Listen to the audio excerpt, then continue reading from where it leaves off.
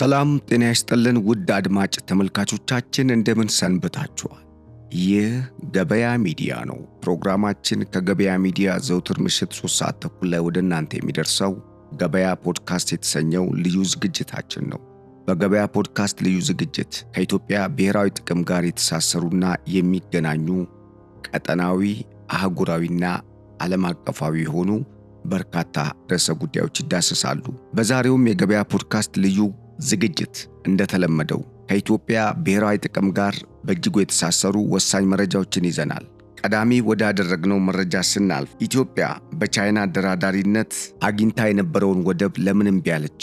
ወደቡስ ማን ነው? ምን አይነትስ አገልግሎት ይሰጥ ነበር? የሚለውን ጉዳይ እናያለን። በተለይም ይህ ወደብ ከ9 ዓመት በፊት ጠቅላይ ሚኒስትር ዶክተር አብይ አህመድ ወደ ስልጣን ከመምጣታቸው አስቀድሞ በነበሩት 2 ዓመታት ውስጥ በኢትዮጵያ ውስጥ የተለያዩ አካባቢዎች ነውጦች ሲፈጠሩ ኢትዮጵያ በጠቅላይ ሚኒስትር ኃይለማርያም ደሳለኝ እየተመራች በነበረችበት ዘመን አግኝታው የነበረ እንደሆነ መረጃው ይጠቁማል።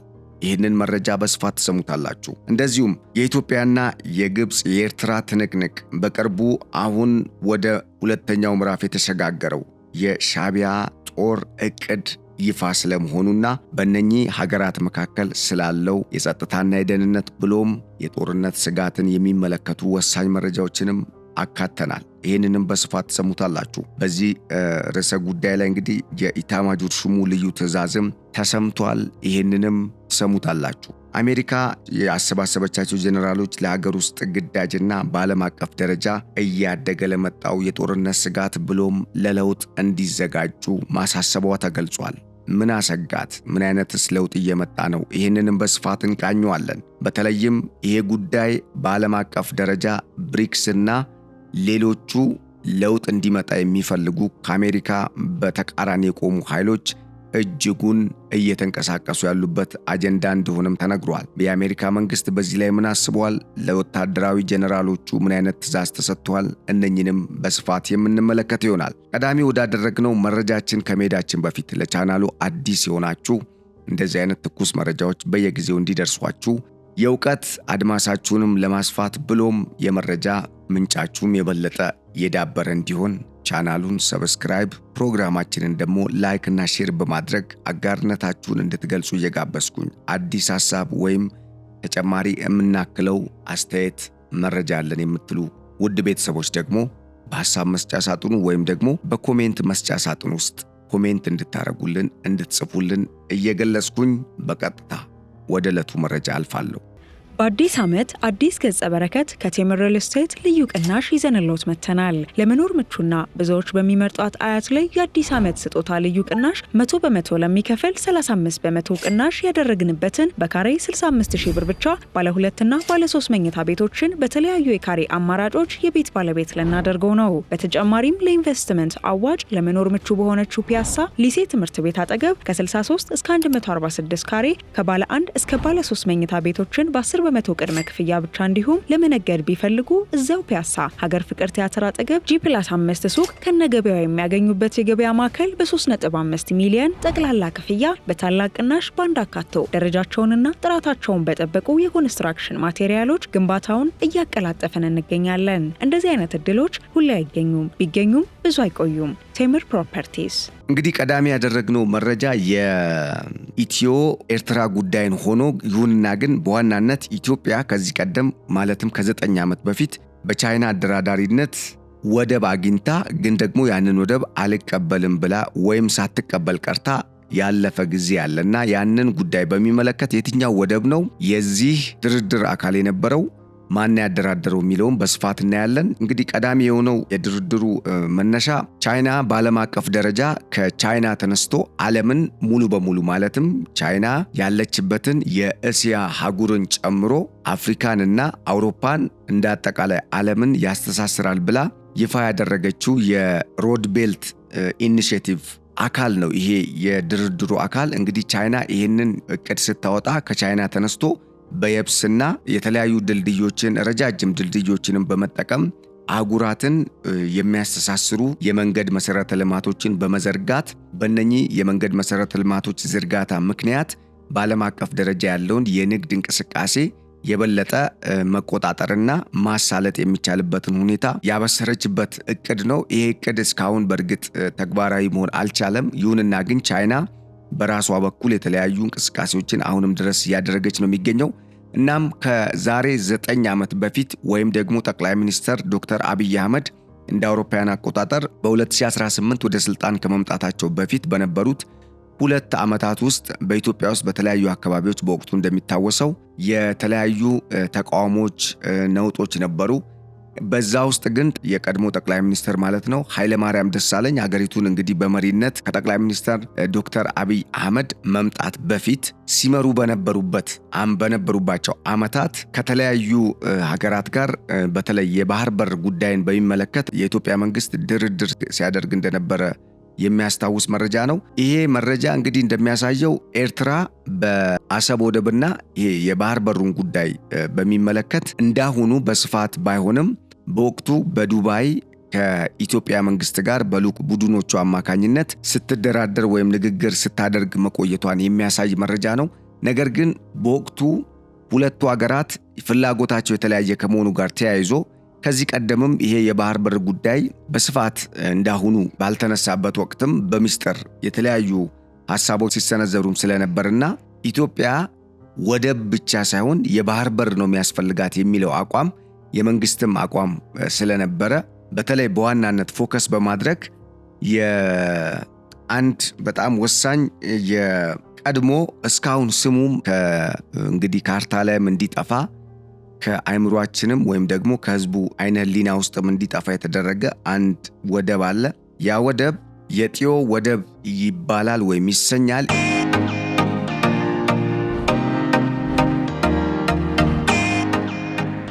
ይሄ ወደብ ልክ በዚህ በአሰብ ወደብ አካባቢ እንደዚሁም ደግሞ የቀይ ባህር አፋሮች ተቆጣጥረውት አሁንም ድረስ እንግዲህ የግዛታቸው አካል አድርጓቸው ከሚገኙ የተለያዩ የወደብ አማራጮች ካሉባቸው ወይም የወደብ አማራጮችን ይዘው ካሉ የቀይ ባህር የባህር ዳርቻዎች መካከል የሚመደብና ልክ እንደ አሰብ ወደብ ራሱን ችሎ የሚንቀሳቀስ ወደብ እንደነበረ የሚያሳይ ነው መረጃው።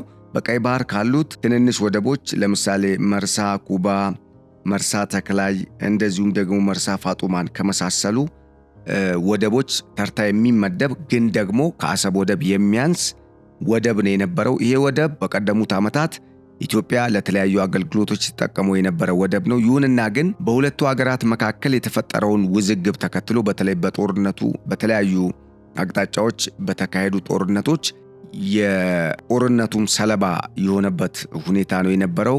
ከዛም በኋላ ግን በዋናነት የሻዕቢያ መንግስት ይህንን ወደብ ሙሉ በሙሉ በራሱ ዜጎችም ጭምር ዕውቅና እንዳያገኝ በማድረግ እንዳወደመውና አሁን ኦልሞስት ስሙም ጠፍቶ ታሪክ ሆኖ ብቻ የቀረ ወደብ እንደሆነ ነው የሚታወቀው።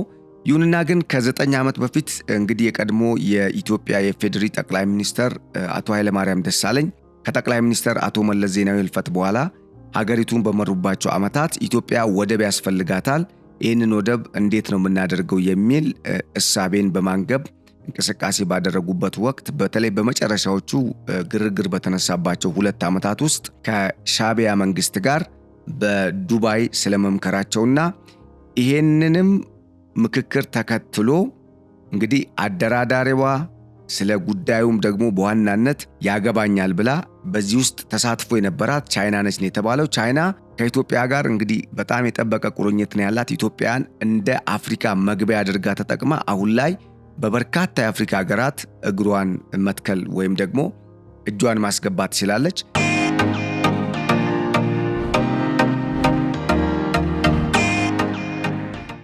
ይህንንም ተከትሎ እንግዲህ የአረቡ ዓለምም የምዕራቡ ዓለምም ሀገራት የኢትዮጵያን ጥቅም ኢትዮጵያ ያላትን ሚና በተለይ በአፍሪካ ውስጥ ያላትን ተቀባይነትና አጠቃላይ ሚናዋን በሚመለከት እነኚህ የአረቡ ዓለም ሀገራትና ምዕራባውያን ሀገራት የተለያዩ ጥናቶችን በማድረግ የኢትዮጵያን አስፈላጊነት የበለጠ በመረዳት በተለይ ቻይና ኢትዮጵያን እንደ አፍሪካ መግቢያ አድርጋ መጠቀም ከጀመረችና ስኬታማ መሆን ከቻለች በኋላ ስለ ኢትዮጵያ ያላቸው ምልከታ ሙሉ በሙሉ ተቀይሯል ወይም ደግሞ መቀየሩን መረዳት ይቻላል ማለት ነው። ከዚህ በኋላ እንግዲህ ኢትዮጵያ በቀጠናውም እንደ አጠቃላይ ደግሞ በአህጉር ውስጥ ያላትን እንቅስቃሴ መሰረት በማድረግ ኢኮኖሚያ እያደገ ከመምጣቱ ጋር ተያይዞ ዓለምን ለማስተሳሰር እቅድ ያላት ቻይናም ልክ እንደዚሁ በተመሳሳይ ኢትዮጵያ በአፍሪካ በጣም ወሳኝና አስፈላጊ ሀገር ከመሆኗ ጋር ተያይዞ መሆኗንም በማመን እንደዚሁም በተግባርም ደግሞ ከኢትዮጵያ ጋር በፈጸመችው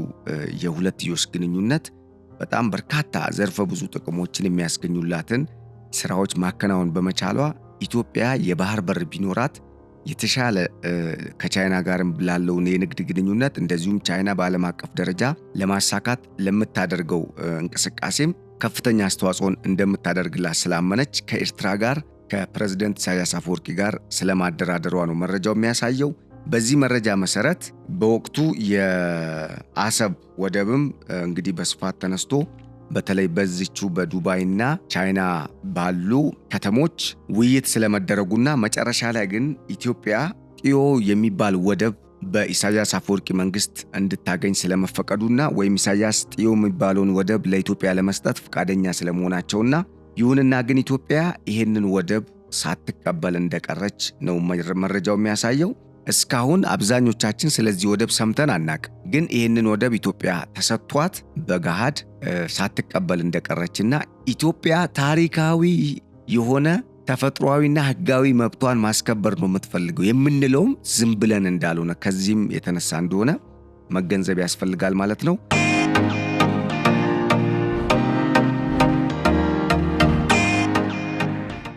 ለማንኛውም ከ9 ዓመት በፊት ኢትዮጵያ ያገኘችው የወደብ አማራጭን ሳትቀበል የቻይናም የሮድ ኤንድ ቤልት የሚለው ኢንተርናሽናል ኢኒሺየቲቭ እቅድ እስካሁን በሂደት ላይ ስለመሆኑ ነው የተሰማው። ከኢሳያስ ጋር እንግዲህ በነበረው ውይይት ኢሳያስ ተስማምተው እንደነበርና ኢትዮጵያ በአንጻሩ ኤርትራ ከኢትዮጵያ የምትፈልገውን የተለያዩ የግብርና ምርቶች እንደዚሁም ደግሞ የገበያ አማራጭ እና ሌሎች ድጎማዎችን ለማድረግ ተስማምተው እንደነበር ነው መረጃው የሚያሳየው። ከነኚህ መካከል ለምሳሌ የቡና፣ የጤፍ፣ የሰሊጥ እንደዚሁም ደግሞ የቅመማ ቅመም ሌሎች በኤርትራ ገበያ ውስጥ በስፋት የሚፈለጉና እንደዚሁም ደግሞ የኤርትራ መንግስት በሀገሩ የሚያመርታቸው ምርቶች ወይም ደግሞ የኤርትራ ባለሀብቶች የሚያመርቷቸው ምርቶች ወደ ኢትዮጵያ ገበያ ከየትኛውም ሀገር በተለየ መልኩ የነፃ አክሰስ ወይም አክሰስ ቱ ማርኬት በነፃ ፍሪ የሆነ ገበያ አገልግሎት እንዲያገኙ የሚያስችል ስምምነትም እንደነበርና በኤርትራ በኩልም እንደ ቅድመ ሁኔታ ተነስቶ እንደነበር የሚያሳይ ነው። እንደዚሁም የኤሌክትሪክ ኃይል አገልግሎትን ሌሎችም ደግሞ ከኃይል አገልግሎት ጋር በተገናኘ ወይም የኢነርጂ አማራጮችን በተመለከተም ኢትዮጵያ ከምታመርታቸው ወይም ካላት የኃይል አማራጮች መካከል ለኤርትራም የምታቀርብበት ሁኔታ በስምምነቱ ተካቶ እንደነበር ነው የሚያሳየው። ይሁንና ግን ይህንን ወደብ ኢትዮጵያ ሳትቀበል ስለመቅረቷ እንግዲህ ተሰምቷል ማለት ነው። ይህም ተደብቆ የነበረ አፈትልቆ የወጣ አዲስ ሚስጥር ነው ማለት ነው።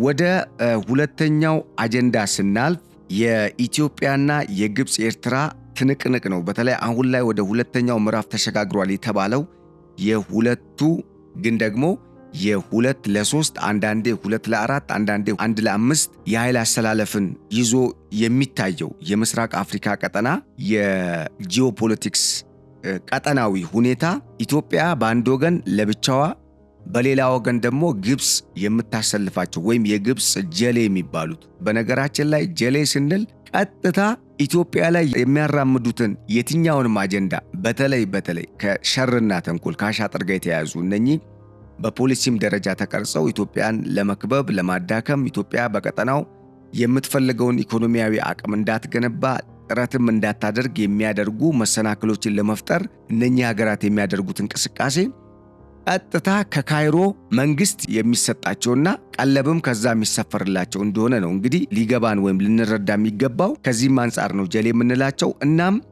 ከኬንያ እንደዚሁም ከተባበሩት አረብ ኤምሬትስና በዚህ ቀጠና ላይ አሁን ላይ በጣም በስፋት እጃቸውን እያስገቡ ካሉ አቅማቸውም የበለጠ የተጽዕኖ መፍጠር አቅማቸውም የበለጠ እየጨመረ ከመጣው ሌላ ኃያላን ሀገሮች ጋር ጥምረት ከመፈጠሩ በፊትም ሆነ አሁንም ድረስ ጥምረት ተፈጥሮም እነኚህ ኃይሎች ኢትዮጵያን ወደ ዳር ለመግፋት ወይም ደግሞ ከወደብም አገልግሎት ከባህር በር እንቅስቃሴ ወይም አክሰስ ቱ ዘ ሲ የምንለው እንቅስቃሴንም በመክታቱ ረገድ እንደዚሁም ኢኮኖሚዋ ደግሞ አማራጮች እንዳይኖረው የሀገር ውስጥ የጸጥታ ጉዳይ በየጊዜው እንዲደፈርስ መንግስት በየጊዜው በሀገር ውስጥ ጥቃቅን ጉዳዮች ቢዚ እንዲሆን ከማድረግ አንጻር ከፍተኛ ስራዎችን እየሰሩ ነው የሚገኙት።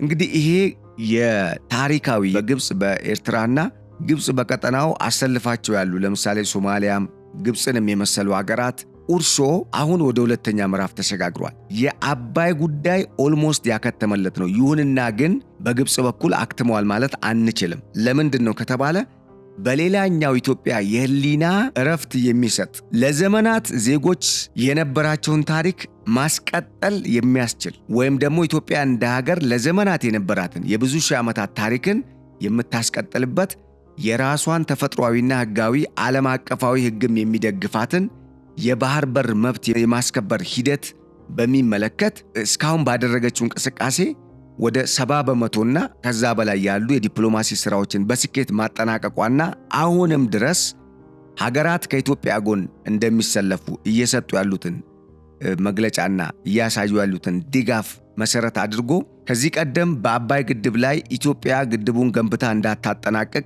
ከኤርትራም በኩል ከግብጽም በኩል ከሱዳንም በኩል ከሶማሊያም በኩል ሲቃጣባት የነበሩ ትንኮሳዎችን አልፋ ግድቡን ካስመረቀች በኋላ አሁን ደግሞ ለኛ የህልውና መሰረት ነው፣ እኛ ቀጠናውን አብረን የምናስተሳስርበት ወይም ደግሞ በኢኮኖሚ የምናሳድግበት ራሳችን ደግሞ ከታሳሪነት ነፃ የምንወጣበት የባህር በር ያስፈልገናል የሚል አቋምን ኢትዮጵያ ይዛ እየተንቀሳቀሰች ቢሆንም ኤርትራ ደግሞ በተለይ የኢሳያስ አፈወርቂ መንግስት ለመንግስታዊ አቋሙም ለመንግስትነት ስልጣኑም እንደዚሁም በትረ መንግስቱንም በሚመለከት ለህልውና ስጋት ነው በሚል ከየትኛውም ጊዜ በላይ ከወትሮ በተለየ መልኩ አዲስ ስትራቴጂን በመቅረጽ ከግብፅና ኢትዮጵያን ማጥቃት ከሚፈልጉ ለምሳሌ ሶማሊያ ጋር በመሆን እንቅስቃሴዎች ሲያደርግ መቆየቱ ይታወቃል።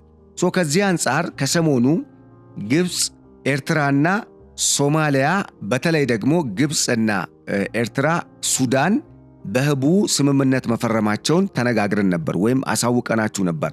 በተለይም የሶማሊያው ፕሬዝዳንት ሐሰን ሼክ ወደ አዲስ አበባ መጥተው የአልሸባብ እንቅስቃሴ አፍንጫቸው ስር እየደረሰ እንደሆነና አልሸባብ ግስጋሴው በጣም የሚያሰጋ መሆኑን በመግለጽ ከኢትዮጵያ መንግስት ጋር ወታደራዊ ጥምረትን በመፍጠር ለመንቀሳቀስ መሞከራቸው ወይም መስማማታቸውና ይፋ መሆኑን ተከትሎ የኤርትራው መንግስት ወይም ኢሳያስ አፈወርቂ የሚዘውሩት የሻዕቢያ መንግስትና የግብጽ የካይሮ ባለስልጣናት በጋራ በመመካከር በሶማሊያ አዲስ መንግስት ለማምጣት መፈንቅለ መንግስት ለማድረግ ሙከራ ሲያደርጉ ቆይተዋል።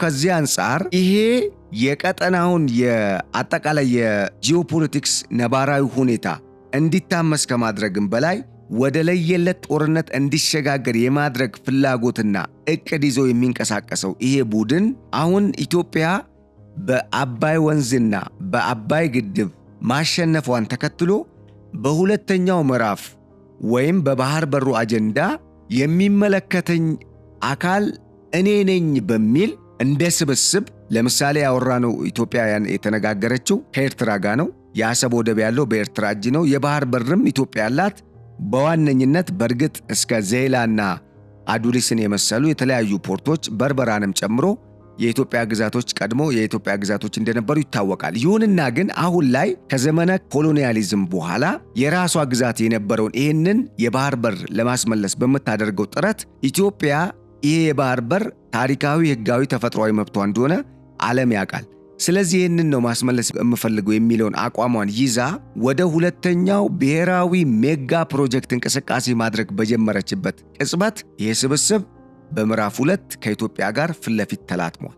በሚያስገርም ሁኔታ ከሰሞኑ ኢትዮጵያ ይህንን ስብስብ ለመበተን ከፍተኛ የዲፕሎማሲን ስራ ስትሰራ በቆየችበት ወቅት ወይም ሁኔታ ውስጥ ሆና የወታደራዊ ጥምረትና በተለይ በምድር ላይ በተግባር በተጨባጭ የሚደረጉ ወታደራዊ እንቅስቃሴዎችን በሚመለከት ቡድኑ ከኢትዮጵያ በተቃራኒ የቆመው የውስጥንም የውጭ ኃይሎችንም ያጣመረው አገርን ለማተራመስና ለማፈራረስ ኢትዮጵያ እንደ ሀገር ለብሔራዊ ጥቅሟ የሚናገርላት የሚከራከርላት መንግስት እንዳይኖራት ለማድረግ እንግዲህ የተሰባሰበውና ይህንንም በዋና አጀንዳነት አቅዶ እየሰራ ያለው ቡድን ከሰሞኑ እያደረገ ባለው እንቅስቃሴና ከዚህ ቀደም በፈረማቸው ወታደራዊ ስምምነቶች ምክንያትም እየቀረበለት ያለውን ድጋፍን አስመልክቶ ኢትዮጵያም በራሷ መንገድ ይህንን እንግዲህ የጸጥታ ስጋትና አጠቃላይ ሊመጣ የሚችለውንም ጫና ለመቀልበስ በማሰብ ከኬንያ፣ ከታንዛኒያ፣ ከሞሮኮና ከዛምቢያን ከመሰሉ ሀገራት ጋር ወታደራዊ ስምምነትን ተፈራርማለች።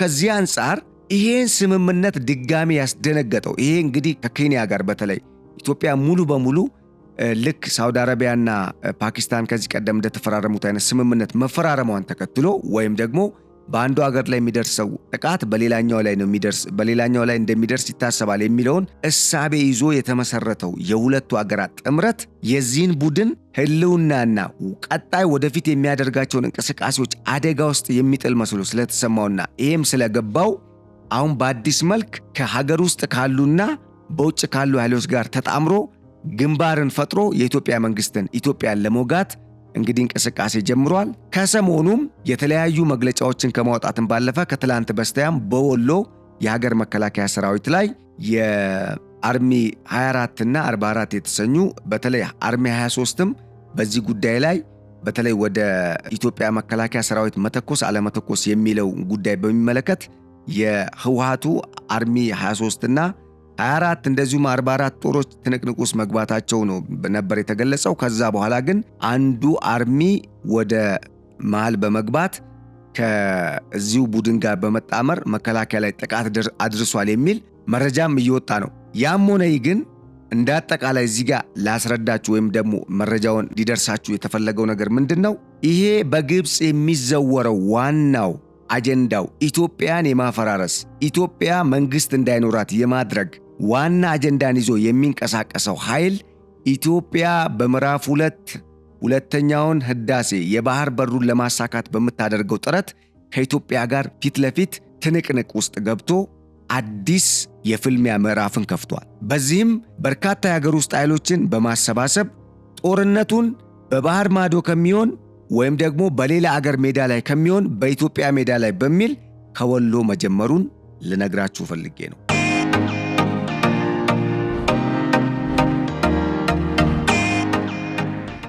ይሄ ደግሞ በጣም አደገኛ ሁኔታ ነው። ምክንያቱም ለምንድነው ከተባለ አንደኛም ሁለተኛም ሶስተኛም የዚህ ቡድን እቅድ ኢትዮጵያ ለራሷ እንደ ሀገር የሚከራከርላት መንግስት እንዳይኖራትና በኢትዮጵያ ውስጥ ስርዓት አልበኝነት እንዲነግስ ማድረግ ከዛ ደግሞ ኢትዮጵያን በተለያዩ ትንንሽ ግዛቶች በመከፋፈል የናይል ወይም የአባይን ምንጭ ከተቆጣጠረ በኋላ እንደፈለገው ኢትዮጵያ ላይ መፈንጨት የሚችልበትን ስርዓት ለመዘርጋት ነው ጥረት እየተደረገ ያለው። በዚህ ውስጥ የኢትዮጵያና የግብጽ የኤርትራ አሁናዊ ትንቅንቅ በቀጣይ ምን ሊያመጣ ይችላል የሚል ከፍተኛ ስጋትን ፈጥሮ ነው የሚገኘው። በተለይም የኤርትራው መንግስት ኢሳያስ አፈወርቂ የሚዘውሩት አስተዳደር ወይም እንዳጠቃላይ ሀገሪቱን የሚመራው የመንግስት አሸባሪ ቡድን በሚል የተፈረጀው አምባገነኑ ቡድን ኢትዮጵያ የባህር በሩን እንዳታገኝ ብቻ ሳይሆን የታላቁ የኢትዮጵያ ህዳሴ ግድብንም እንዳትገነባ ከዚህ ቀደም ሲያደርግ የነበረውን ወታደራዊ ትንኮሳ በተለያዩ አካባቢዎች ሲፈጽም የነበረውን የንጹሃን ዜጎችን አጠቃላይ የጅምላ ግድያን በሚመለከት በርካታ ዘገባዎች በርካታ ሪፖርቶች ወጥተው ለተባበሩት መንግስታት ድርጅት የጸጥታው ምክር ቤት፣ ለአሜሪካ መንግስት፣ ለአውሮፓ ህብረት፣ ለተለያዩ ስብስቦች ወይም ሀገራት ስብስቦች ላሉበት ተቋማትም ጭምር የኢትዮጵያ መንግስት አስታውቆ እጁን ያልሰበሰበው ኃይል አሁን ደግሞ ምን ብሎ መጣ? ኢትዮጵያ የባህር በሩን ማግኘት አይደለም የባህር በሩ ጋር እንዳትደርስ ለማድረግ ጠንክረን እንሰራለን። ይህንንም ለማድረግ በአገር ውስጥ በተለያዩ ክልሎች ከሚንቀሳቀሱ ኃይሎችና በቀጠናው በተለይም ከዚህ ቀደም ከኢትዮጵያ ጋር ኩርፊያ ላይ ካሉ የቀጠናው ሀገራት መሪዎችና መንግስታት ጋር በመጣመር ጦርነቱን ይሄ ኢትዮጵያ የባህር በር ለማግኘት የምታደርገውን ግስጋሴ ለመግታት የሚደረገውን ጦርነት በኢትዮጵያ ምድር ላይ ለማድረግ ተስማምተን እየሰራን ነው። ይህንንም በአማራ ክልል ጀምረነዋል ማለቱን እንግዲህ መገንዘብ ያስፈልጋል። ይህንን ለምንድን ነው ማወቅ ያስፈልገን ከተባለ በርካታ እንቅስቃሴዎች በተለይ ወታደራዊ እንቅስቃሴዎች በኢትዮጵያ ውስጥ እየተደረጉ ያሉት በግብፅና በሻዕቢያ አቀነባባሪነት እንደሆነ መረዳት ያስፈልጋል ማለት ነው። ለምን ከተባለ የኢትዮጵያ መንግስት በውስጥ የጸጥታ ጉዳዮችና በተለያዩ የደህንነት ስጋቶች ምክንያት ጉዳዩን ለዘብ አድርጎ ወደ አሰብ ወደብና ወደ ቀይ ባህር ቀጠና የባህር በርን ለማግኘት ለማሳካት ወይም ደግሞ ለማስመለስ ቀድሞ የኢትዮጵያ ይዞታ የነበረውን ግዛት ወደ ማስመለሱ ሥራ ከመሄዱ በፊት በሀገር ውስጥ ጉዳይ ቢዚ ሆኖ መጨረሻ ላይ የራሱ ህልውና እንዲያበቃ በማድረግ አዲስ ለግብፅና ለኢሳያስ አፈወርቂ የሻዕቢያ መንግስት የሚመች ፑፔት መንግስትን በኢትዮጵያ ውስጥ ለማቋቋም ነው ጥረት እያደረጉ ያሉ። ይሄ ደግሞ አደገኛ ሁኔታ ነው። በአዲስ ዓመት አዲስ ገጸ በረከት ከቴምር ሪል ስቴት ልዩ ቅናሽ ይዘንሎት መጥተናል። ለመኖር ምቹና ብዙዎች በሚመርጧት አያት ላይ የአዲስ ዓመት ስጦታ ልዩ ቅናሽ 100% ለሚከፍል 35% ቅናሽ ያደረግንበትን በካሬ 65,000 ብር ብቻ ባለ 2 እና ባለ 3 መኝታ ቤቶችን በተለያዩ የካሬ አማራጮች የቤት ባለቤት ልናደርገው ነው። በተጨማሪም ለኢንቨስትመንት አዋጭ ለመኖር ምቹ በሆነችው ፒያሳ ሊሴ ትምህርት ቤት አጠገብ ከ63 እስከ 146 ካሬ ከባለ 1 እስከ ባለ 3 መኝታ ቤቶችን በ10 በመቶ ቅድመ ክፍያ ብቻ እንዲሁም ለመነገድ ቢፈልጉ እዛው ፒያሳ ሀገር ፍቅር ቲያትር አጠገብ G+5 ሱቅ ከነገበያው የሚያገኙበት የገበያ ማዕከል በ3.5 ሚሊዮን ጠቅላላ ክፍያ በታላቅ ቅናሽ ባንድ አካተው ደረጃቸውንና ጥራታቸውን በጠበቁ የኮንስትራክሽን ማቴሪያሎች ግንባታውን እያቀላጠፈን እንገኛለን። እንደዚህ አይነት እድሎች ሁሌ አይገኙም፣ ቢገኙም ብዙ አይቆዩም። ቴምር ፕሮፐርቲስ። ምክንያቱም ሁል ጊዜም በታሪክ ኢትዮጵያ ሀብታታ አይደለም ድሃ ሆና የከረመችው ወይም ደግሞ በድህነት አረንቋ ውስጥ ስትዳክር የከረመችው ኢትዮጵያ በተፈጥሮዋ ድህነትን የተላበሰች ወይም ደግሞ የተፈጥሮ ማዕድን ወይም የተፈጥሮ ሀብት ስለሌላት ወይም የሌላት ሀገር ሆና ስለተፈጠረች ወይም ህዝቧ ሀብት ሳይኖረው ስለቀርቶ አይደለም። በሀብት ላይ ተኝቶ ነው ድህነት ታውጆበት እንዳይለማ እንዳያለማ ቀጠናውንም እንዳያስተሳስር በልማት ደህንነቱና ሰላሙንም እንዳይጠብቅ የጆሮ ዳባ አይነት የሚያናክስ የሚከፋፍል የሚያራቁት ፖሊሲን በእኛ ላይ አውጀው ወይም ደግሞ ስትራቴጂ ነድፈው ለዘመናት በዚህ የማይታክት ወይም ደግሞ የማይሰለች ደም መጣጭ እንግዲህ አፋሳሽ ቡድን ኢትዮጵያ በግጭት አዙሪት ውስጥ እንድትዳክር ስትደረግ የነበረችው ማለት ነው። አሁንም ይህንን የጦር ዕቅድ ይፋ ሲያደርግ የሻዕቢያ መንግስት ወይም ደግሞ አፈትልቆ ሲወጣበት የተገነዘብነው ነገር ምንድነው? የኢትዮጵያ ቀጣዩ ጉዞ አሰብ ወደብና የቀይ ባህር ቀጠናን ወይም የኢትዮጵያን የባህር በር ጥያቄ ብቻ ሳይሆን በንጥልጥል የቀረውን የኢትዮ ኤርትራን የሀገርነት ውዝግብ በተለይ ኤርትራ ሀገር ናት አይደለችም የሚለውን ውዝግብ በእጅጉ ከየትኛውም ጊዜ በተለየ መልኩ እልባት የሚሰጥ ጸጥ ርጭ ያለ ሰላማዊ የሆነ ሁኔታ እንዲፈጠር የሚያደርግ እንቅስቃሴን ስለሆነ ኢትዮጵያ እያደረገች ያለችው። ይሄ ከሆነ ደግሞ የሻዕቢያ መንግስት እንደለመደው በማባላትና ቅጥረኛ ወታደሮችን እያሰለጠነ ለተለያዩ ሀገራት በመላክ ሲሰበስብ የነበረውን የህገወጥ የዶላር ወይም የሀብት ክምችት ወይም ደግሞ የሀብት ገቢ ስለሚያሳጣው ብሎም በግጭት ካልሆነ አገራትን ህዝብን ሳያባላ ዕድሜውን ማራዘም የማይችለው የሻዕቢያ መንግስት ህልውናው አደጋ ውስጥ ስለሚወድቅና ምናልባትም ፕሬዝዳንቱ በሌሎች ላይ የሰሩትን ግፍ በላያቸው ላይ የራሳቸው ሥራ ሊከፍላቸው የሚችልበትን እድል የሚፈጥር ወይም የሚያመጣ ጊዜን የሚያመጣ እንቅስቃሴ በኢትዮጵያ በኩል እየተደረገ ከመሆኑ ጋር ተያይዞ ወይም ይህንን ስለሆነ የተገነዘቡት ኢትዮጵያ ወደ አሰብ ወደብም ሆነ በየትኛውም አቅጣጫ ወደ ኤርትራ ድንበር እንዳትጠጋ የሚያደርግ አዲስ የጦር ዕቅድን ነድፈው ጦርነቱን በምስኪኑ የትግራይ ህዝብ ማጅራት ላይ በመጫን ትግራይን ዳግም የጦርነት አውድማ የእልቂት ምዕራፉ መጀመሪያና መጨረሻ ለማድረግ የአማራ ክልልን እንደዚሁ የጦርነት አውድማ ለማድረግ የብዙዎች ዜጎች የሚቀጠፉበት የጦር አውድ ለማድረግና በዛም ያንን የጦር አውድ ለመፍጠር አቅዶ በተዘዋዋሪ ኢትዮጵያን ለመውጋት የውስጥ የግጭት እና የትርምስ ማዕከል ለማድረግ አዲስ የውስጥ ጦርነት ጀምሯል።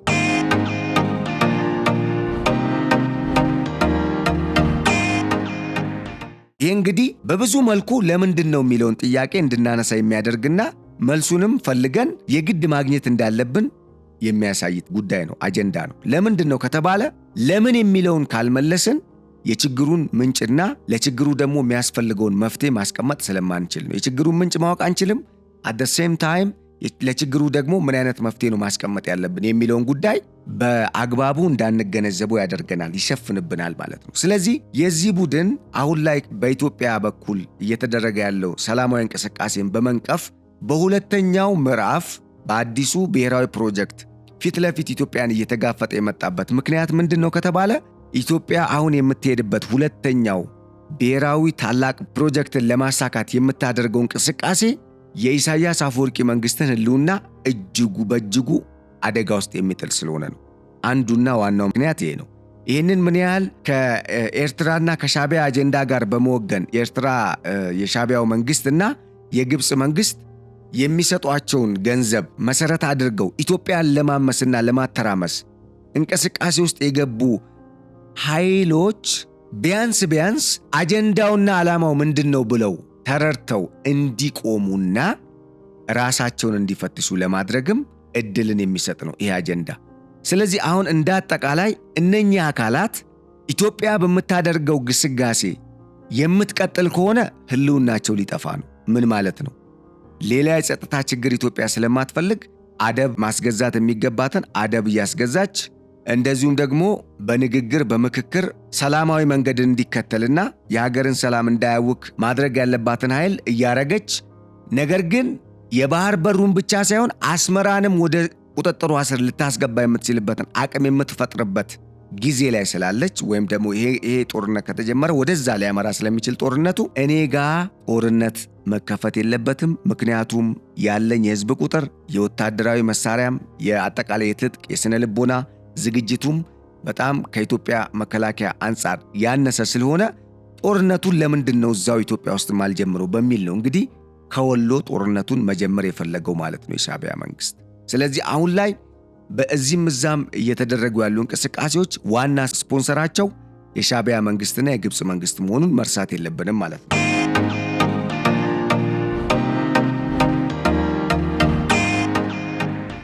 እናም እንዳጠቃላይ ከኢትዮጵያ ጋር በተገናኘ የነኚህ ሀገራት በጦርነት ታሪካቸውን ለማጻፍ የሚፈልጉ ወይም የሚንቀሳቀሱ ኃይሎችም እቅድ በሀገር ውስጥ ያሉ ኃይሎች ትግራይም ያሉ ኃይሎችን እንደዚሁም ደግሞ በቀጠናው ሀገራት ውስጥ የሚንቀሳቀሱ ሌሎች ኃይሎችና የቀጠናው ሀገራትን አንዳንድ መንግስታትን በማጣመር ኢትዮጵያን ከባህር በሩም ኢትዮጵያን ከሰላም ማስከበርና የሀገሪቱን ብሔራዊ ጥቅም ከማስጠበቅም አግባብ ወይም ደግሞ እንቅስቃሴ የመግታትን አጀንዳ ይዞ ነው እንግዲህ እየተራመደ ያለው ማለት ነው የዚህ የኤርትራና የግብፅ ስብስብ ወይም ቡድን እያደረገ ያለው እንቅስቃሴ። እናም በምዕራፍ 2 በኢትዮጵያና በኤርትራ በግብፅ መካከል የተከፈተው ጦርነት የባህር በሩን ጉዳይ የሚመለከት ነው። ኤርትራ ሳትል በጣም አስገራሚው ነገር ግብፅ የባህር በሩን ጉዳይ ወደ ጸጥታው ምክር ቤት ወስደዋለሁ፣ ለምን ቀጠናውን እያመሰች ያለችው ኢትዮጵያ ነች የሚል ድምዳሜ ላይ ደርሳ ንግግር ስታደርግ ሰምተናል። ለማንኛውም እዚህ ጋር መገንዘብ የሚገባን ነገር ግን የምንዋጋው ሁሉም አይነት ውጊያ የሚካሄደው ለራሳችን ብሔራዊ ጥቅም ዓላማ ተብሎ እንዳልሆነ ይህንን በተለይ እነኚህ ውጊያ የሚፈጥሩብን ማለት ነው ማለት በኤርትራም በኩል በግብፅም በኩል በሀገር ውስጥ ባሉ ለህዝብ ነው የምዋጋው ወዘተ በሚነገሩ ንግግሮች የሚፈጠሩ ግጭቶችና ኢትዮጵያ የምትገባባቸው እስካሁንም እያደረገቻቸው ያሉ ግጭቶች እነሱ እንደሚሉት ለህዝብ እድገት ለልማትና ሀገርን ለማሳደግ ሳይሆን በተልኮ ኢትዮጵያ ላይ የተከፈቱ ጦርነቶችና ለህልውና የሚደረጉ ሳይሆን ኢትዮጵያን ለማፈራረስ፣ በአንጻሩ ኢትዮጵያ ደግሞ ህልውናዋን ለማስጠበቅ በቀጣይም እንደ ሀገር ጠንክራ ወጥታ በቀይ ባህር ቀጠና የተሻለች ሀገር ለመሆን የምታደርገውን እንቅስቃሴ የበለጠ ለማጠናከር ተገዳ የምገባባቸውና እስካሁንም ተገዳ የገባችባቸው ጦርነቶች እንዲሆኑ መገንዘብ ያስፈልጋል ማለት ነው። ምክንያቱም ኢትዮጵያ ጦርነቱ የሚጀመር ከሆነ አሰብን ብቻ ሳይሆን አስመራን ትይዛለች። አስመራን የሚያዘች ማለት ወይም ኤርትራን ተቆጣጠረች ማለት የኢሳያስ አፈወርቂ መንግስት ደብዛው ይጠፋል ወይም ደግሞ ታሪክ ይሆናል ማለት ነው። ይሄ ማለት ለህልውናው ስጋት ውስጥ ጥሎታል ማለት ነው። ይህንን እውን ለማድረግ ነው ወይም ደግሞ የዚህ አይነት ጦርነት እንዳይመጣና በሰላማዊ መንገድ ጉዳዩን ለመፍታት አሊያም ደግሞ ጦርነት የሚጀመር ከሆነ የኢትዮጵያ መንግስት እስከምን ርቀት ድረስ ሊሄድ እንደሚችልና በኤርትራ ምን አይነት ለውጥ ሊመጣ እንደሚችል ስለሚገነዘቡ እነኚህ የጠላት ኃይሎች ተባብረው ኢትዮጵያን ለመውጋት አዲስ እቅድ አውጥተው በምዕራፍ 2 ከኢትዮጵያ ጋር ፊት ለፊት ተፋጠው ይገኛሉ ማለት ነው።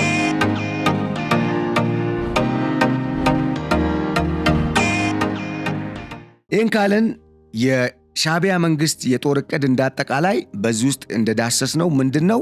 ጦርነቱን ፈርቶታል። ለምንድነው? ካለው የሰው ኃይል፣ የመሳሪያ፣ ወታደራዊ አቅም ወዘተረፈ የኢኮኖሚ አቅም አንጻር ኢትዮጵያን የሚቋቋም መንግስት ስላልሆነ የሻዕቢያ መንግስት በቀጥታ የውስጥ ኃይሎችን በማደራጀትና የውስጥ ኃይሎች ራሳቸው በዚህ አጀንዳ ላይ እንዲተባበሩ በማድረግ ወይም ደግሞ የኤርትራንም በቀጠናው ህልውናችን ይጠፋል ብሎ የሚያስቡ ኃይሎችንም ህልውና ለመታደግ በሚል ከቨር ወይም ደግሞ ጭምብል አስለብሰው ይህንን የነሱን የክፉ ሴራ ሐሳብ ወደ ለየለት ጦርነት ቀጠናውን ለመክተት እንቅስቃሴ ማድረግ መጀመራቸውን ማሳያ ነው ማለት ነው። ወይም አሳይተዋል ከሰሞኑ ማለት ነው። ስለዚህ እዚህ ላይ ወገን መንቃት ያስፈልጋል። ለምንድን ነው ከተባለ ኤርትራ የኢትዮጵያን መውደቅ ነው የምትፈልገው። ግብፅ ኢትዮጵያን መበታተን ነው የምትፈልገው።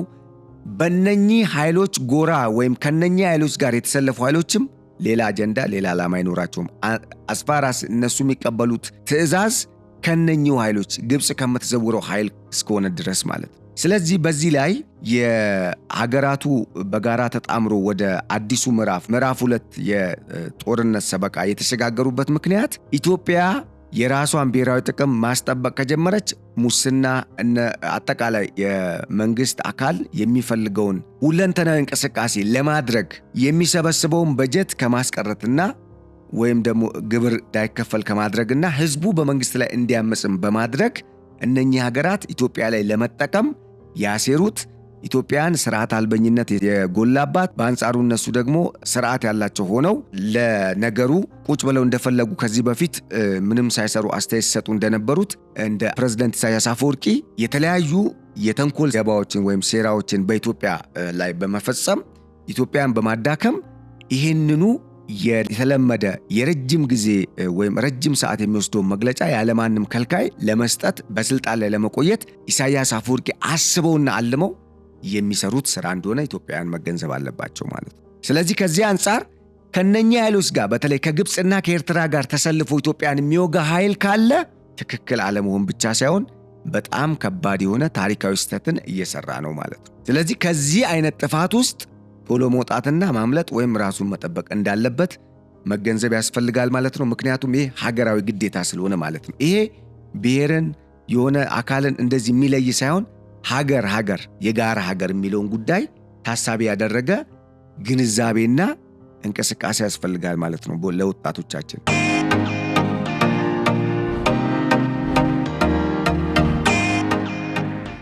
ሌላው በፊልድ ማርሻል ብርሃኑ ጁላ ከሰሞኑ አሁን ላይ በኢትዮጵያና በኢትዮ ሶማሌ ድንበር፣ በኢትዮጵያና በኤርትራ፣ በኢትዮጵያና በኢትዮ ሱዳን ድንበር አካባቢ እየታዩ ያሉ ትንኮሳዎችን አስመልክቶ አዲስ እንቅስቃሴ እንዲደረግ ጦሩን ስለማዘዛቸው የተሰማ መረጃ አለ። በሌላ በኩል ይሄ መረጃ እንግዲህ በተለያዩ የዓለም አቀፍ ሚዲያዎችም እንግዲህ በስፋት እየተራገበ የሚገኝ ነው። ዘ ኢንዲፔንደንት ታይምስ ኦፍ እስራኤል እንደዚሁም ዘ ኢንተለጀንስ ያወጧቸው አዳዲስ መረጃዎች እንደሚያሳዩት የኢትዮጵያ መንግስት ጦሩን ስለማንቀሳቀሱና ጦሩ በቀጣይ ኢትዮጵያ በሰላማዊ መንገድ ስትጠይቅ የነበረችውን የባህር በር ጥያቄና እንዲፈቀድላት፣ እንዲሰጣት፣ እንዲመለስላት የምትፈልገውን ብሔራዊና ሉዓላዊ ግዛቷን ለማስመለስ በምታደርገው እንቅስቃሴ ውስጥ በተቃራኒ የቆሙ ኃይሎች ፈቃደኛ ካለመሆናቸው ጋር ተያይዞ ኢትዮጵያ በቅርቡ አዲስ የሆነ እንቅስቃሴን ጀምራ እውን ለማድረግ ያሰበችው የተለያዩ እንግዲህ የራሷ የሆነ ብሔራዊ ፕሮጀክት ያላት ሀገር እንደመሆኗ መጠን ከነኚህ ፕሮጀክቶች መካከል የባህር በሩን ጉዳይ ወደ ራሷ ለማስገባት ወይም ለመጠቅለል ወይም እውን ለማድረግ በጣም ከፍተኛ ስራን እየሰራች ከመሆኗ ጋር ተያይዞ እንግዲህ ይሄ አዲሱ የነኚህ ሀገራት የጋራ የወታደራዊ እንቅስቃሴ በቶሎ የሚገታና በቶሎ እልባት የሚሰጠው ካልሆነ በኋላ ላይ እቺ ባቄላ ካደረች አይነት ትርጉም ሊፈጥር የሚችል አስቸጋሪ እንቅስቃሴ ሊፈጥር ወይም ሊያመጣ ስለሚችል ፊልድ ማርሻል ብርሃኑ ጁላ ለሀገር መከላከያ ሰራዊት አዲስና በጣም ጥብቅ የሆነ ወሳኝ ማስጠንቀቂያና ትዕዛዝን ስለማስተላለፋቸው ተሰምቷል ማለት ነው። ይሄም ጦሩ ወደ አሰብ እንዲሄድ አሰብን እንዲቆጣጠር በሁለቱም አቅጣጫ አሰብ የኢትዮጵያ እንደሆነች ብሎም ኢትዮጵያ በአሰብም ሆነ በቀይ ባህር ቀጠና ያላትን የበላይነት ወይም ደግሞ ያላትን ተፈጥሯዊና ሕጋዊ ዓለም አቀፋዊ መብትን ለመጠቀም አሁን ላይ የኃይል አማራጭ ግድ የሆነ ከመምጣቱ ጋር ተያይዞ ወይም ስለሆነ ጦሩ ራሱን እንዳያዘናጋ ወይም ደግሞ ጦሩ ራሱን እንዲያዘጋጅ ጠበቅ ያለ ጠንካራ ቀጭን ትዕዛዝ ስለመስጠታቸው ተሰምቷል። ይሄም እንግዲህ ጦሩ ከዚህ ቀደም ያስመዘገበውን ድል ድጋሚ ለመድገም ራሱን እንዲያዘጋጅ የተላለፈ መልእክት እንደሆነም ተመላክቷል ማለት ነው። ለማንኛውም ፊልድ ማርሻል ብርሃኑ ጁላ በኢትዮ ሶማሊያ፣ በኢትዮ አሰብ፣ በኢትዮ ኤርትራ፣ በኢትዮ ሱዳን ድንበር አካባቢ የሚደረጉ እንቅስቃሴዎች የዚሁ የግብፅና የሻዕቢያ መንግስት አካል ስለሆነ ይህንን በተጠንቀቅ በመቆም ሀገራችሁን ህልውናዋን ማስጠበቅ፣ የባህር በሩን ማስመለስ ኃላፊነት አለባችሁ ሲሉ እንግዲህ ፊልድ ማርሻል ብርሃኑ ጁላ ወይም የጦር ኃይሎች ጠቅላይ ኤታማዦር ሹሙ ሐሳብ አስተያየት አስተላልፈዋል ወይም ትዕዛዛቸውን ሰጥተዋል ማለት ነው። ይህም በቀጣይ ውጤት ሊያመጣ የሚችል በተለይ በኢትዮ ሶማሊያ ድንበር አካባቢ የግብፅ ጦር እያሰለጠነ የሚያሰማራቸው የአልሸባብም ሆኑ ሌሎች የዓለም አቀፍ የአሸባሪ ቡድኖች እንቅስቃሴን በሚመለከት ከፍተኛ የሆነ እንቅስቃሴን በኢትዮጵያ በኩል እያደረገች እንደሆነ ወይም እየተደረገ እንደሆነ ማመላከቻ ነው ማለት ነው። እናም ከዚህ አንጻር ምንድነው የምንጠብቀው ወይም የምንረዳው? በቅርቡ የባህር በሩ በስርዓት ለኢትዮጵያ ይበሰራል ተብሎ የሚጠበቅ መሆኑንም በዚሁ አጋጣሚ በአገር ውስጥ ካየነው የሰላም፣ የደህንነት፣ የጸጥታ ሁኔታና አንጻራዊ በሚባል ደረጃ የተሻለ ሁኔታ እየተፈጠረ ከመሆኑ ጋር ተያይዞ ኢትዮጵያም ወደዚህ ስርዓት የምትቀላቀልበት ጊዜ ቅርብ ሊሆን እንደሚችል እየተገለጸ ነው ማለት ነው።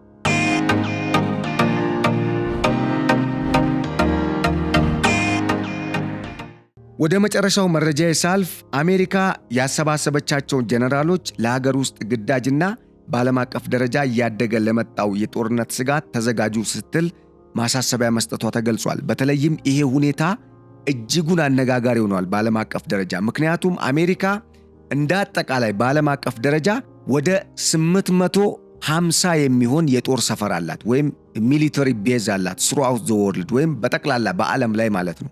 እነኚህን የሚሊተሪ ወይም የወታደራዊ ጦር ሰፈሮችን የሚመሩ ጀነራሎችና አድሚራሎች፣ የባህር ኃይል ጀነራሎችና አጠቃላይ የምድር የእግረኛ ጦር እንደዚሁም አየር ኃይል ጦር መሪዎች ወይም ጀነራሎች በቨርጂኒያ እንዲሳተፉ ወይም እንዲገኙ ከተደረገ በኋላ የአሜሪካው ፕሬዝዳንት ዶናልድ ትራምፕ በጣም ማስጠንቀቂያ የተሞላበት ጥብቅ የሆነ ትዕዛዝን ስለማስተላለፋቸው ነው የተነገረው።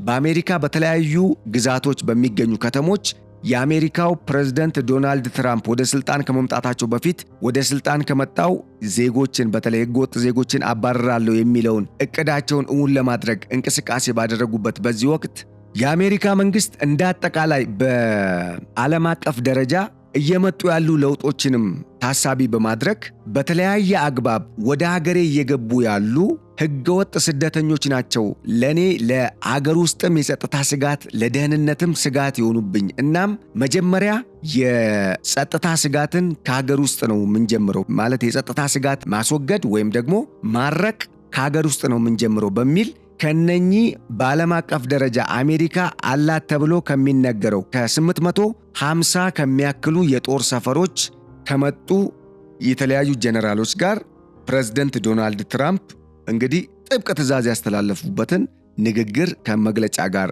መስጠታቸው ነው የተነገረው። ዋናው አንዱ የአገር ውስጥ የጸጥታና የደህንነት ስጋትን ማረቅ ወይም ማስተካከሉ ላይ ትኩረት አድርጉ ሲሉ ፕሬዝዳንት ዶናልድ ትራምፕ በወቅቱ የተናገሩት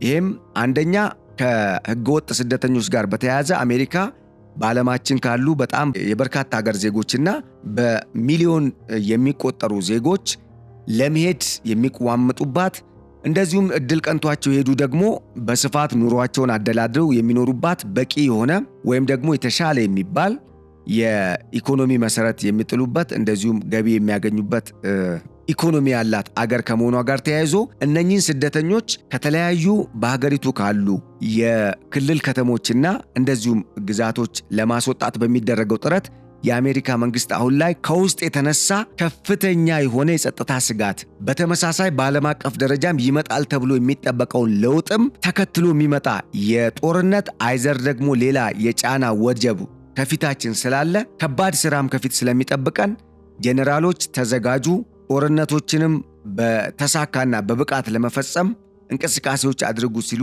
እንግዲህ ትእዛዝ ስለመስጠታቸው ተሰምቷል። ይሄ እንዳጠቃላይ ፕሬዝዳንት ዶናልድ ትራምፕ የገቡትን ቃል በተለይ የህገወጦችን ወደ ሀገራቸው መልሳለሁ የሚለውን ሐሳብ ተግባራዊ ለማድረግ በሌላ በኩል ደግሞ በዓለም አቀፍ ደረጃ የአሜሪካ መንግስት ከዚህ ቀደም የነበረውን ተጽዕኖ በማስመለስ በአዲስ መልኩ የአሜሪካ መንግስትን አጠቃላይ ሁለንተናዊ ጥቅምም ለማስጠበቅ በሚል በሀገር ውስጥ የተፈጠረውንም የጸጥታ ስጋት መቀነስ በዓለም አቀፍ ደረጃ አዲሱን ስርዓት ለማምጣት የሚታገሉ ኃይሎች ወይም ሀገራት እና ስብስቦች በአሜሪካና በአውሮፓ ህብረት ወይም በእነኚህ በአውሮፓ ህብረት አባል በሆኑ ሀገራት ላይ ሊያመጣ የሚችለውን ጫናን ለመቀነስም ጭምር በማሰብ እንግዲህ አዲስ እንቅስቃሴ ማድረግ ስለመጀመሩ ነው የተገለጸው። ይህንን ተከትሎም ምናልባት ሀገራት ከአሜሪካ ጋር በእርግጥ ይተባበራሉ ወይስ እንደተለመደው ከቻይና ጋር በሮድ ኤንድ ቤልት ኢኒሼቲቭ አካል ወይም በዛ ፕሮጀክት ታቅፈው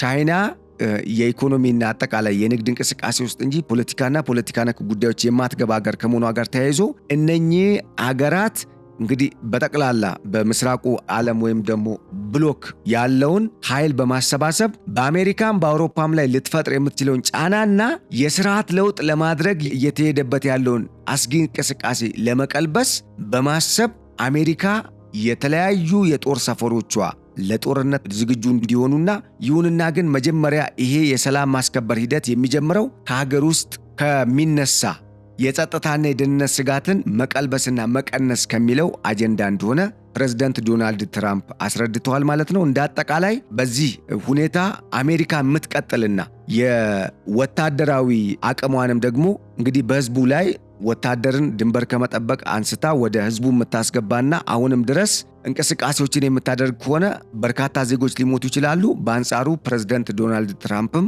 እንቅስቃሴ ውጤት ያመጣልም የሚል እምነት በአሜሪካ በኩል ስላለ ይህንን እንቅስቃሴ በተለይ ደግሞ ከሀገር ውስጥ መጀመሩ በጣም አዋጭ እንደሆነ ነው ፕሬዝዳንት ዶናልድ ትራምፕ ለጀነራሎቻቸው የተናገሩት። የመከላከያ ሚኒስትሩም ተመሳሳይ ይዘት ያለው ሐሳብን የሰጡት። ሌላው የአሜሪካ መንግስት ለወታደራዊ አገልግሎት የሚመለመሉ ምልምሎች ፊትነስ እንዲኖራቸው ወይም ደግሞ የሰውነት አቅምና መሰል የስፖርት ተግባራትን እንዲያከናውኑ ከዛም ዓለም አቀፉንም በሀገር ውስጥም ተከስቷል ተብሎ ወይም ደግሞ ይመጣብናል ተብሎ በዶናልድ ትራምፕ አስተዳደር የተሰራውን የጸጥታና የደህንነት ስጋት አሰስመንትን መሰረት በማድረግ ተግባራዊ ለማድረግ እንቅስቃሴ እያደረጉ መሆናቸውን የሚያሳይ ነው። ያም እንግዲህ በዓለም አቀፍ ደረጃ ትልቅ መነጋገሪያ የሆነ ርዕሰ ጉዳይ ነው። ለምንድን ነው ከተባለ አሜሪካ በጅቡቲም የሰፈረው ጦሯ በሶማሊያም በቀይ ባህር አካባቢም በዋናነት በእስራኤል በሌሎቹም የአረቡ ዓለም ሀገራት ሰፍሮ የነኚህን አረብ ሀገራት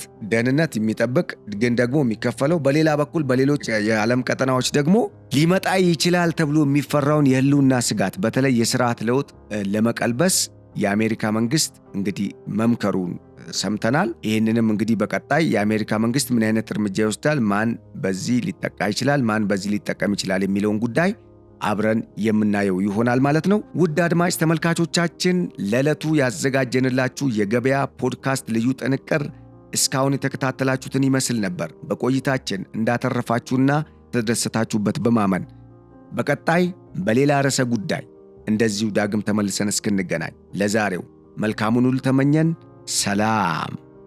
በአዲስ ዓመት አዲስ ገጸ በረከት ከቴምር ሪል ስቴት ልዩ ቅናሽ ይዘንሎት መጥተናል። ለመኖር ምቹና ብዙዎች በሚመርጧት አያት ላይ የአዲስ ዓመት ስጦታ ልዩ ቅናሽ 100% ለሚከፍል 35% ቅናሽ ያደረግንበትን በካሬ 65000 ብር ብቻ ባለ 2 እና ባለ 3 መኝታ ቤቶችን በተለያዩ የካሬ አማራጮች የቤት ባለቤት ልናደርገው ነው። በተጨማሪም ለኢንቨስትመንት አዋጭ ለመኖር ምቹ በሆነችው ፒያሳ ሊሴ ትምህርት ቤት አጠገብ ከ63 እስከ 146 ካሬ ከባለ 1 እስከ ባለ 3 መኝታ ቤቶችን በ10 በመቶ ቅድመ ክፍያ ብቻ እንዲሁም ለመነገድ ቢፈልጉ እዛው ፒያሳ ሀገር ፍቅር ቲያትር አጠገብ G+5 ሱቅ ከነገበያው የሚያገኙበት የገበያ ማዕከል በ3.5 ሚሊዮን ጠቅላላ ክፍያ በታላቅ ቅናሽ ባንድ አካተው ደረጃቸውንና ጥራታቸውን በጠበቁ የኮንስትራክሽን ማቴሪያሎች ግንባታውን እያቀላጠፈን እንገኛለን። እንደዚህ አይነት እድሎች ሁሌ አይገኙም፣ ቢገኙም ብዙ አይቆዩም። ቴምር ፕሮፐርቲስ